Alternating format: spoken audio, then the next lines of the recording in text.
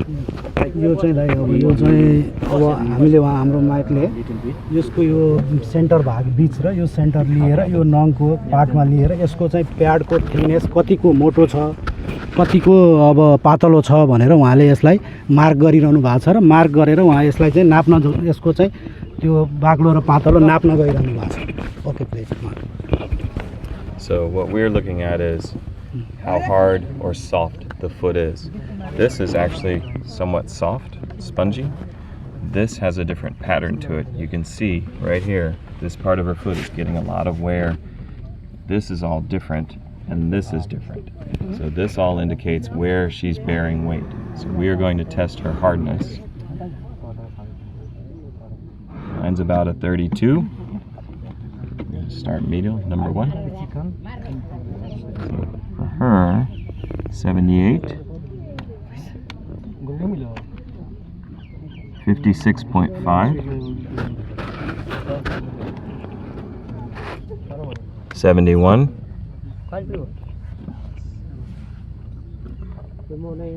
69.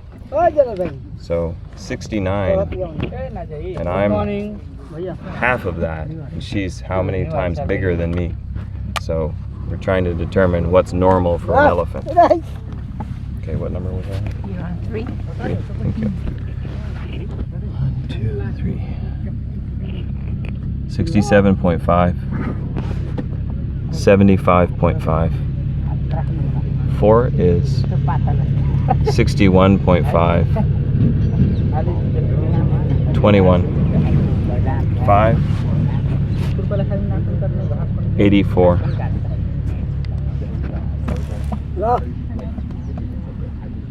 78.5. 6. 68.5. 66.5. 7. 72. 70.5. I'm just going to check this. See? 54. Don't write that one down.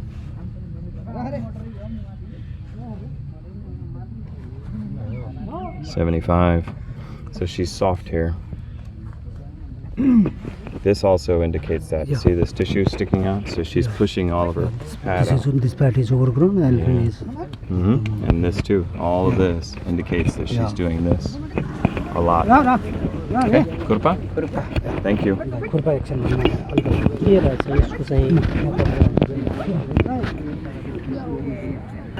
के छ भने यो हात्तीको हामीले चाहिँ अहिले हामीले हेल्थ क्याम्पमा हामीले सब हात्तीहरूको विशेष रूपमा यो प्याडको चाहिँ यो हात्तीको खुट्टाको चाहिँ बढी ख्याल गरिरहेका छौँ र के हुन्छ भने हात्तीको चाहिँ सब हात्तीको यो पार्टलाई चाहिँ प्याड भनिन्छ भने हात्तीको यो चाहिँ नङ हुन्छ हात्तीको अगाडिको खुट्टामा 5 वटा नङ हुन्छ र दुईटा खुट्टामा 5-5 वटा गरी 10 वटा र पछाडी खुट्टामा 4-4 वटा गरी 8 वटा टोटल हात्तीको खुट्टाको नङ चाहिँ 18 वटा हुन्छ र मेन के हो भने हात्ती एकदम ठुलो जनावर हो अब यसको वेट लगभग 3000 देखि 5000 केजीसम्म हुन्छ भने यो हात्तीले आफ्नो वेट चाहिँ यो प्याडबाट लिनुपर्छ जब हात्तीले यो प्याडबाट वेट नलिएर नङबाट वेट लिन थाल्यो भने हात्तीको चाहिँ विभिन्न समस्या यो नङको माथिपट्टि फुल्ने अनि नङमा घाउ हुने अनि भित्र माटो छिर्ने र पाक्ने विभिन्न समस्या हुन्छ र हात्तीको सबभन्दा ठुलो ख्याल गर्नुपर्ने कुरा के छ भने यदि हात्तीको अरु कुनै पार्टमा भयो भने हात्तीलाई हामीले सजिलै त्यो काम गराउन सक्छौं हिँडाउन सक्छौं उसलाई चराउन सक्छौं खाना दिन सक्छौं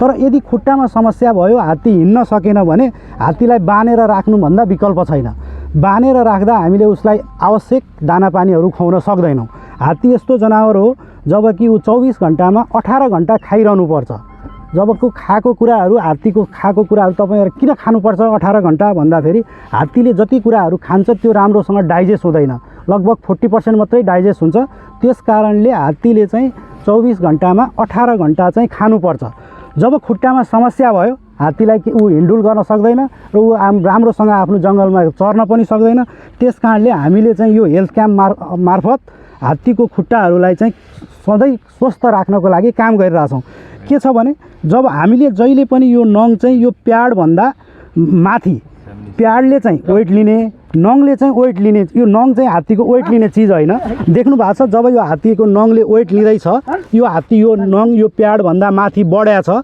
बढेपछि हात्तीको यो भाग चाहिँ खिएको छ जब यो भाग खिएर सानो हुन्छ हात्तीले अनि यो दुख्छ यसरी हिँड्न थाल्छ यो नङले दुखेपछि ऊ यसरी हिँड्न थाल्छ उसको ब्यालेन्स पनि हुँदैन र जबसम्म ब्यालेन्स भएन भने कहिले यो पार्टले वेट लिने कहिले यो पार्टले वेट लिने गर्दा विभिन्न समस्याहरू क्रिएट हुन्छ त्यस कारणले गर्दा हामीले यो शिविर मार्फत चाहिँ हात्तीको यदि प्याड मिलेको छैन उसको वेट कुनै एक पार्टबाट मात्रै वेट लिइरहेको छ भनेर हामीले अहिले हाम्रो म्याक्स सरले के गर्नु भएको छ भने यो पार्टहरूको जुन हामीले त्यहाँ देखिरहनु भएको छ नि यो रातो रातो यो यसरी बीच र यो पार्ट लिएर यसमा चाहिँ यसको ब्यालेन्स मिलेको छ कि छैन कुन भागमा प्याडको कतिको त्यो लेन्थ बाक्लो छ र कुन भागमा पातलो छ भनेर उहाँले मार्क गरिरहनु भएको छ र नापिरहनु भएको थियो र त्यो आधारमा हामी यसलाई चाहिँ ट्रिमिङ गर्छौँ र अर्को कुरा सबभन्दा महत्त्वपूर्ण कुरा के छ भने यहाँ देखिरहनु भएको छ यो हात्ती एकदम अब हाम्रो माथिबाट कमान्ड गरेर हिँड्ने हुँदाखेरि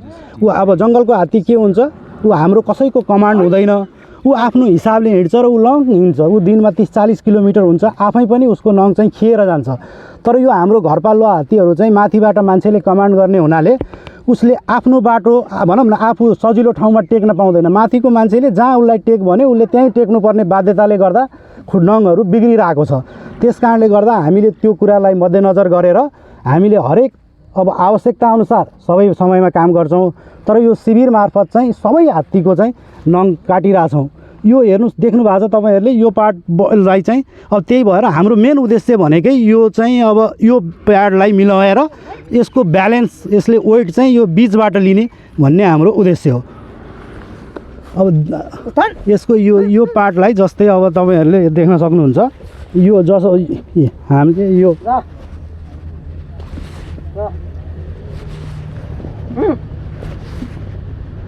र अर्को हामीले यो नङ काट्दा एकदम विशेष ख्याल पराउनु पर्ने कुरा के छ भने एउटा नङ र अर्को नङको बीचमा चाहिँ लगभग 1 अमलको फरक हुन आवश्यक छ जबकि यो नङ 1 अमलको फरक भएन यो हात्तीमा त राम्रैसँग फरक देखिएको छ तर कुनै कुनै हात्तीहरूको यो नङ जोडिएको हुन्छ जब यो नङहरू जोडिन्छ हिँड्दा फेरि त्यो नङ ठोकिएर उसलाई पेन हुन्छ ऊ राम्रोसँग हिँड्न सक्दैन हामीले अर्को त्यो कुरा पनि एकदम विचार गरेर हामीले त्यसको पनि नङको एक अमल फरक राख्ने काम गरिरहेका छौँ र यो शिविर चाहिँ हात्तीमा जब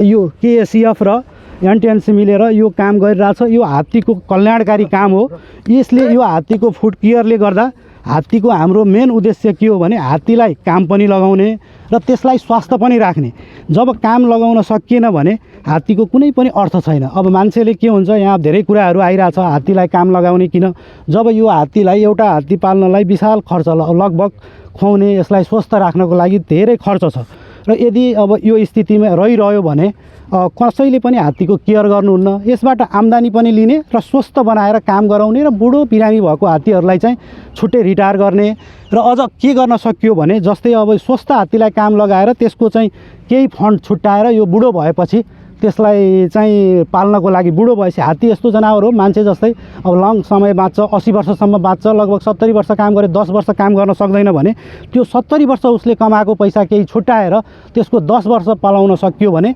हात्तीको चाहिँ कल्याण हुन्छ जब सबैले यो किसिमको चाहिँ सोच विकास गर्न आवश्यक छ र एभरेज आयु चाहिँ अहिले 80 वर्ष एभरेज आयु हात्तीको 80 वर्ष है अब त्यो कारणले गर्दा हामीले थप हात्तीको केही आयु बढाउनको लागि पनि यो फुड केयरले चाहिँ मद्दत गर्छ भन्ने मलाई लाग्छ यो खुट्टा सँगसँगै अरू के कुन ठाउँमा बढी समस्या देखिन्छ हात्तीको चाहिँ अब म लगभग 20-22 वर्षदेखि हात्तीमा काम गरिरहेको छु हात्तीको सबभन्दा महत्त्वपूर्ण पार्ट भनेकै खुट्टा हो हामीले लगभग 40% काम चाहिँ हात्तीमै खुट्टामै देखिरहेछौँ अहिले 20-22 वर्षको पिरियडमा भने अलिकति हाम्रो समस्या भनेको कस्तो हुन्छ भने हात्तीको चाहिँ मसल अलिकति बाक्लो हुने भएको हुनाले कुनै समय अब हात्ती फेरि अब यो वाइल्डबाट क्याप्टिभ बनाएको क्याप्टिभ इलिफेन्ट हो वाइल्डै इलिफेन्ट हो क्या वाइल्डबाटै क्याप्टिभ बनाएको हुनाले अब कहिलेकाहीँ मान्छेले भनेको टेर्दैन अब कमान्ड गर्दा कहिलेकाहीँ साथीहरूले अलिकति हात्तीलाई कुनै कमान्ड गरेर नमानेपछि अलिकति पिट्नुहुन्छ पिटेपछि त्यो मसलको पार्टले कस्तो हुँदो रहेछ भने हात्तीमा आज अहिले पिट्यो भने त्यो घाउ चाहिँ 6 महिनापछि मात्रै देखिँदो रहेछ